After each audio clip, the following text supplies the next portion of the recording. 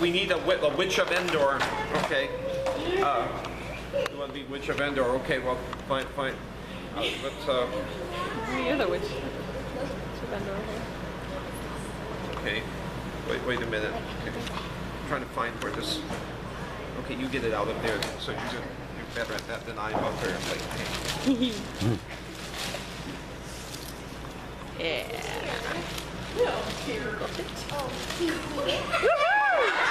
Okay. What if the girls were working? Who's the girl who's been raising a hand all the time? Somebody over here. You, okay, come on. Okay. So you're an Amalekite. Okay. Put your hand in there. You're an Amalekite. All right. And okay.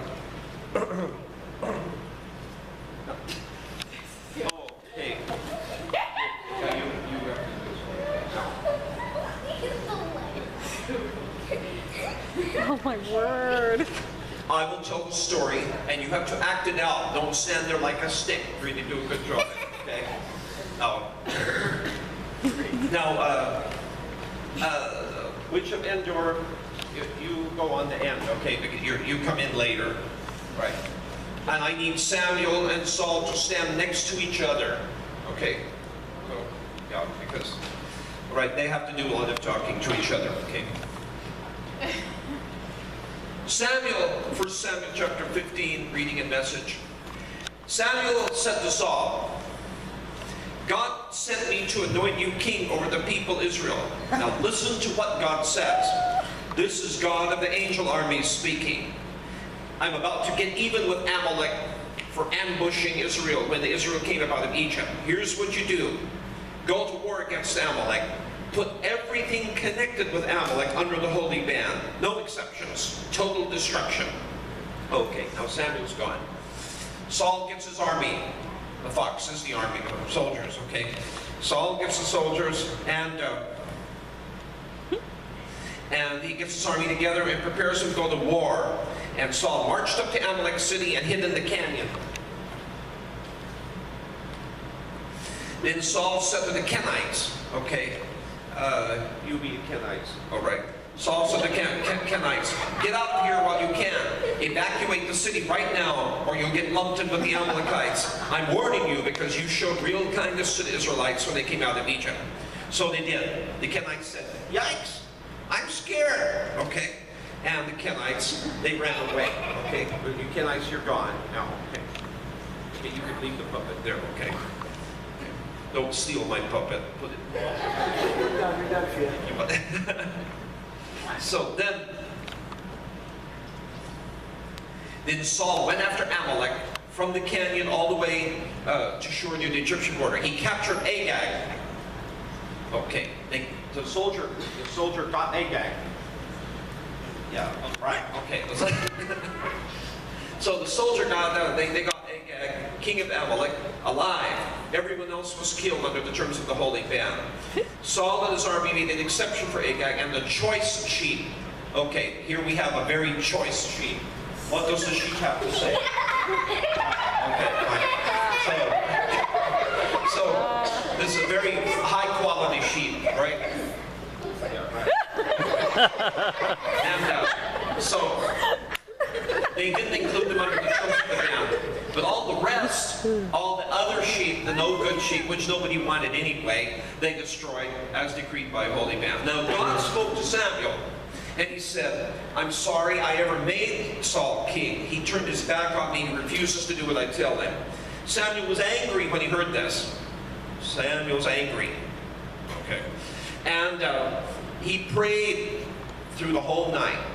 Okay. And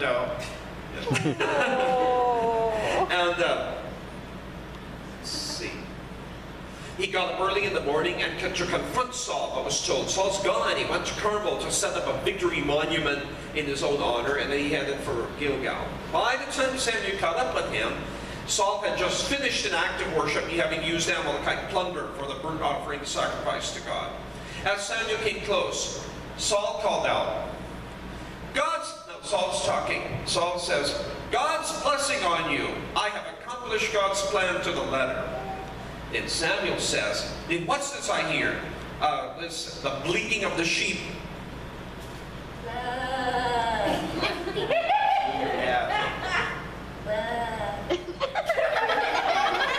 Okay.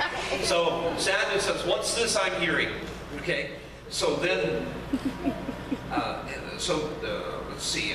Then Saul says, "It's only some Amalekite loot.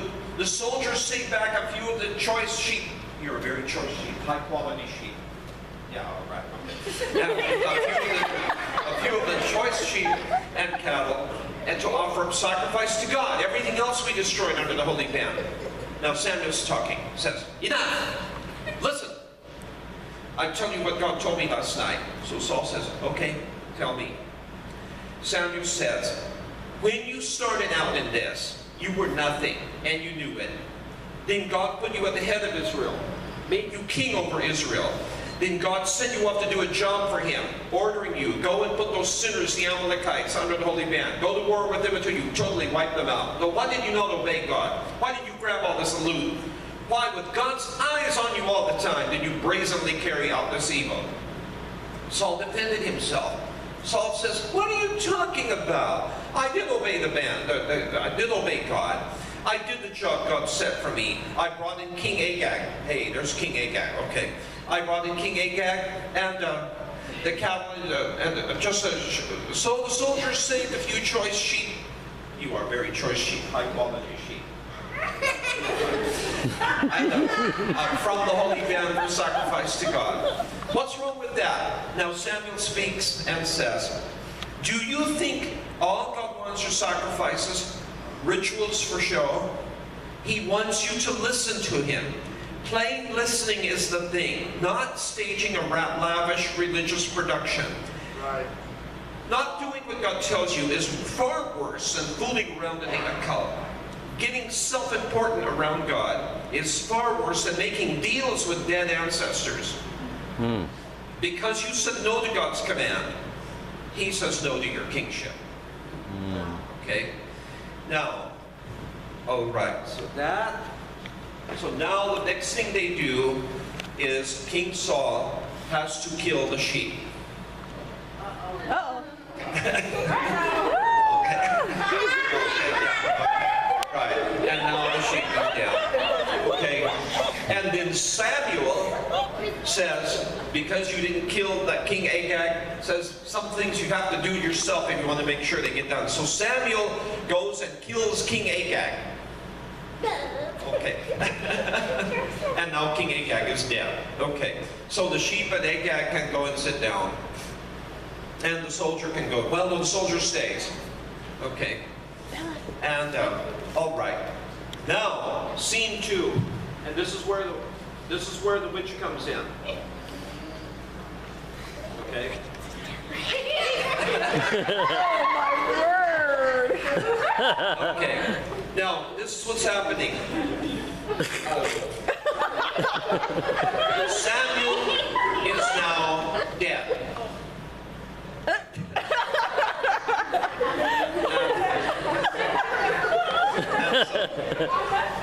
Samuel is dead, and Saul is mourning. You're blocking the view. Can you stand there? Yeah. Okay. Samuel is dead. Israel is mourning his death and buried him at Ramah, his hometown. And Saul had long cleaned out all those who had seances with the dead. Now the Philistines mustered their troops and camped at Shunammite, and Saul had assembled all of Israel and camped at Gilboa. But Saul shook in his boots, scared to death. Okay. Saul ordered his officials, "Find me someone who can call up spirits so I can go and seek counsel from those spirits." His servant said, "There's a witch at Endor." So the soldier says, "There's a witch at Endor." Okay. And so Saul disguised himself by putting on different clothes. Well, let's see. Okay. You got that wig.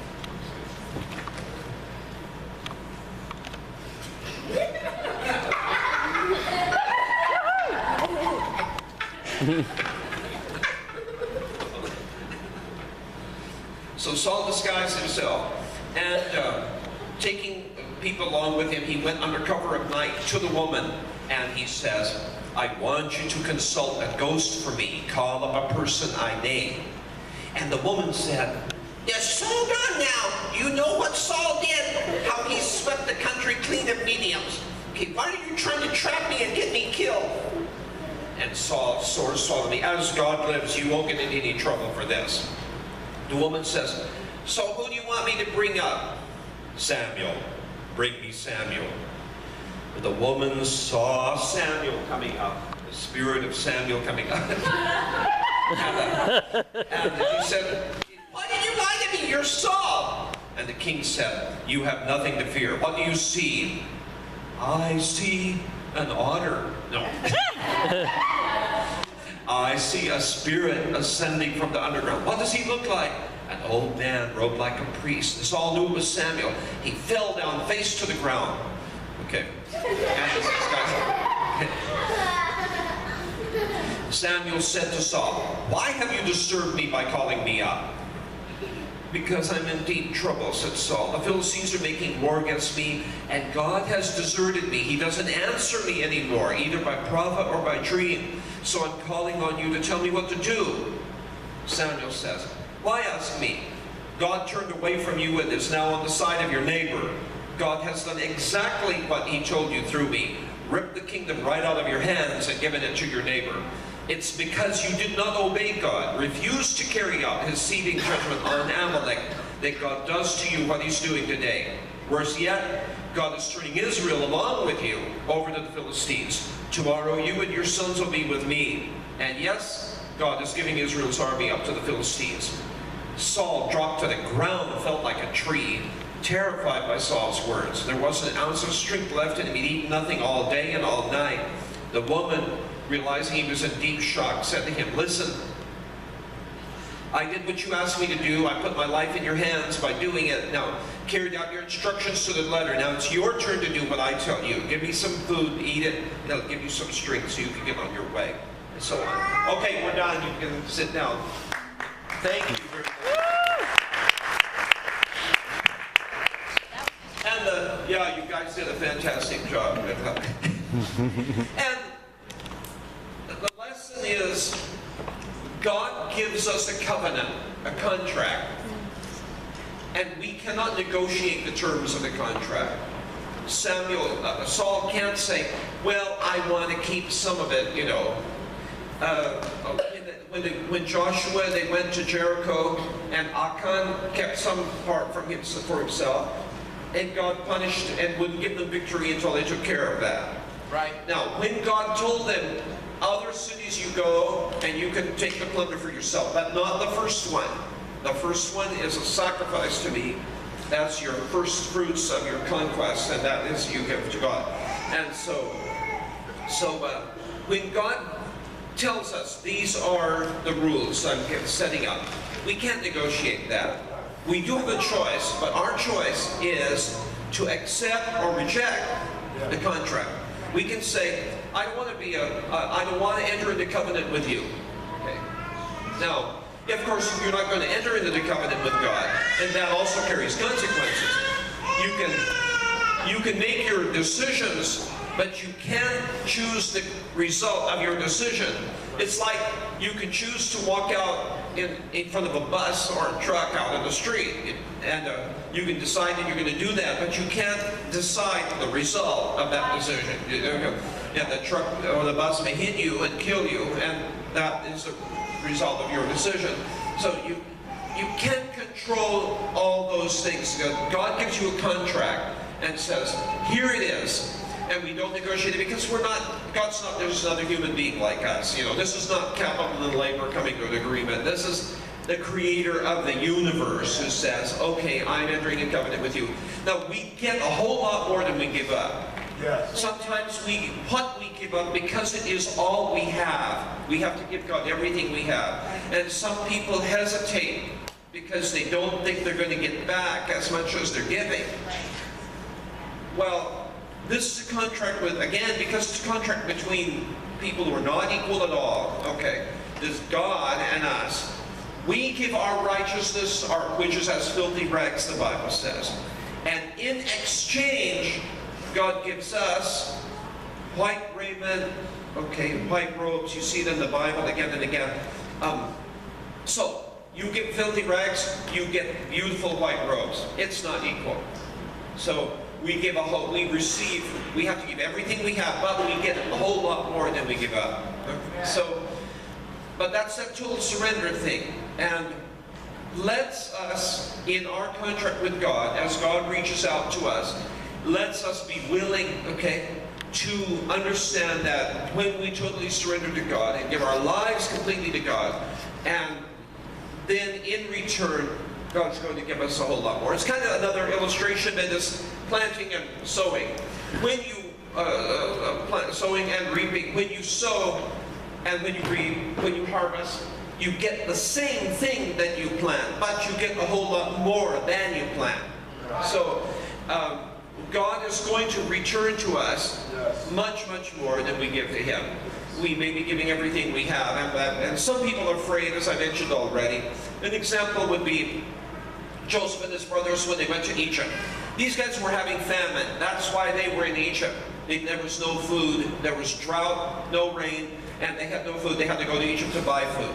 And they were very poor, and they're showing up in Egypt, but using their what minerals they have, what silver they have to try to buy food. Then, of course, Joseph is testing them to make sure, to find out whether they're the same way they were before. After all, they sold him when they had a chance into Egypt, into slavery. Now he's trying to find out if they're going to do the same thing. So he tests them with Benjamin. First, he makes sure they bring Benjamin. Then he puts all his favor on Benjamin. It gives him all the favoritism. And then he pins a wrap on Benjamin. And so now they're in a situation where they could get rid of Benjamin just like they got rid of Joseph long ago. Are they going to do it, or have they changed? And that's the test. So he's finding out whether they've really changed or not. And they pass the test, and they're willing to sacrifice themselves rather than give up Benjamin. So, but in the midst of it all, they're wondering why Joseph is doing this to them. Of course, they don't know he's Joseph. They think he's just an Egyptian. And one of the things they're afraid of, they say, he just wants to get our donkeys. He's trying to steal our donkeys. That's what this is about. Joseph is not trying to steal their donkeys. And after he's revealed who he is, and he tells them to go back home and get Jacob and bring Jacob, his father, everything, and he tells them, don't worry about your stuff. Everything Egypt has is here for you. Okay, don't worry about it. They go back home, and what do? They pack up everything and bring it to Egypt because it's all they're afraid, I remember my grandparents went through the Depression, and they went through times of deep poverty, and man, they were people who wanted to make sure that deep freeze was totally full. They'd gone through great poverty, and they wanted to make sure they had, plenty. My grandma would make leftovers of leftovers of leftovers of leftovers and never throw anything away, and you would eat that cream corn until it was turning brown, until they finally finished it. She would just reheat and reheat and reheat. And that's when people have had nothing and they are afraid of being back in that situation again. So that's these brothers. He's trying to steal our donkeys. The prince of Egypt is trying to steal our donkeys. And the response to that is, I'm not trying to take your scrawny donkeys. I'm the prince of Egypt, for crying out loud.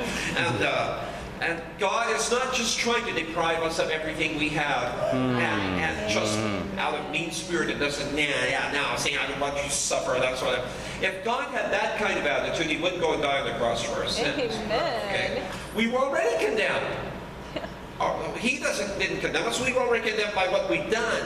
Okay, we'd all done things that we knew were wrong, and we were already condemned. He came to save us. So that's the idea that God has lavished His love on us, as 1 John says. God has lavished His love on us to let us be called His children, and that's what we are, God's children. Why? Simply because He loves us. So, with this wonderful message that we have, let's go and share it with Chicago. Amen. Amen. Amen. The whole metropolitan area. With the world. And so whatever you can do, and I have tried to give you different projects.